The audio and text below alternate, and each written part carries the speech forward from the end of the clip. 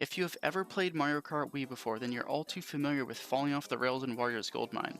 Or how about in Mario Kart Double Dash falling off the bridge right before the finish line on DK's Mountain? Yeah, we have all been there before.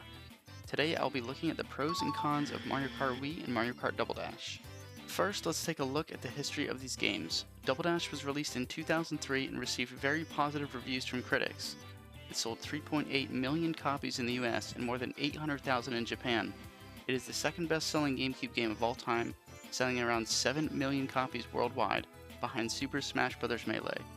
Mario Kart Wii, on the other hand, was released in 2008 and sold over 37 million copies, making it one of the most sold games of all time. Alright, enough yapping about history from me. Let's look at the pros and cons of these magnificent games. Some pros for Mario Kart Wii is the online multiplayer. Mario Kart Wii was one of the first in the series to offer online multiplayer, allowing players to race against friends and others around the world. This feature significantly enhances replayability and community engagement. Also, there is still a ton of tournaments that are even played today. Next is the bike and kart options. Players can choose from a range of vehicles including karts and bikes, each with different attributes. The introduction of bikes adds a new layer of strategy as they can perform tricks and have different handling characteristics. After that, we have a large character roster. The game features a large selection of characters including classic favorites like Mario, Luigi, and Peach, as well as new additions like Rosalina and even your very own Mii characters. This variety allows players to choose their favorites and adds to the game's appeal. Following this, we have fun track design. The game includes a mix of original tracks and retro courses from previous Mario Kart games. You can't have a Mario Kart game without Bowser's Castle or Rainbow Road. Tracks like Mushroom Gorge and Coconut Mall are particularly memorable and offer unique challenges and shortcuts. Next, we have item balance. It features a well-balanced item system that includes powerful items like the blue shell and golden dash mushroom. This balance helps maintain excitement throughout races as players can turn the tide even when they're behind. You just never know what's going to happen even if you are in first. Finally, we have Wii Wheel compatibility. The introduction of the Wii Wheel accessory allows for a more immersive racing experience. It's easy to use for casual gamers and adds a fun element to gameplay. The player's Wii Remote can be placed in the middle of the plastic unit, allowing for arguably easier control in the game. A trigger is placed on the back of the wheel so that the players can easily press the B button, which is heavily used in the game.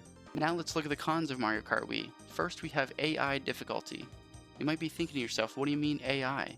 I'm referring to the computer players that race against you when it's just you racing in single player.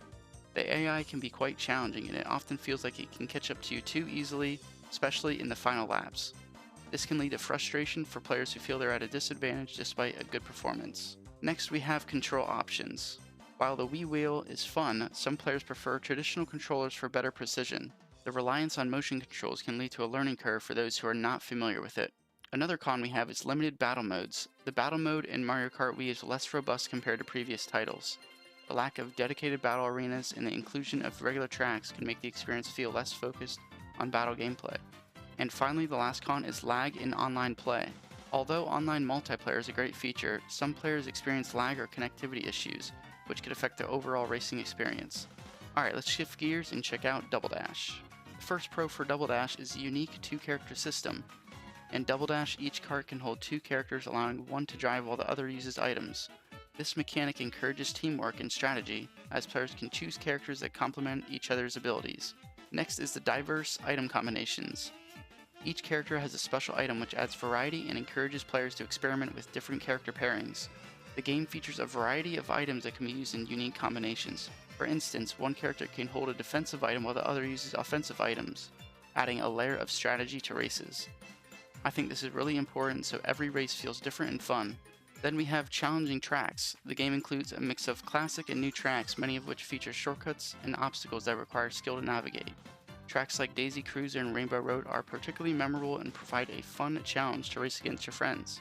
Next, we have multiplayer experience. Double Dash is designed for multiplayer fun, making it an ideal party game. The cooperative gameplay allows friends to team up, and the chaotic nature of the races can lead to lots of laughs and competitive moments. And last but not least, the visuals and soundtrack. For its time, the graphics were vibrant and colorful, bringing the Mario universe to life. The soundtrack features catchy tunes that we know and love, and it enhances the racing experience. Now for the cons. The first con for Double Dash is graphics and presentation. Although the game looked good for its time, some players may find the graphics dated compared to more recent Mario Kart titles like Mario Kart Wii and Mario Kart 8 Deluxe. The character models and environments also do not have the same level of detail as the newer games. The next con is smaller character roster. Compared to later entries in the series, Double Dash has a smaller selection of characters. This can limit player choice and may not include some fan favorite characters from other games. Double Dash has 20 playable characters while Mario Kart Wii has 24. Next, we have AI difficulty. The AI can sometimes be unpredictable and frustrating. Players may find that the computer-controlled racers can be overly aggressive or use items in ways that feel unfair. Just like in Mario Kart Wii, I feel like the computer players make moves that a normal player would not make, making them pretty inconsistent and random. And finally, the last con is the learning curve. The unique mechanics such as two character systems and item management can create a steeper learning curve for new players. This might make it less appealing for those unfamiliar with the series. Overall, both games are amazing and deserve a playthrough. It really depends on what you value in a racing game.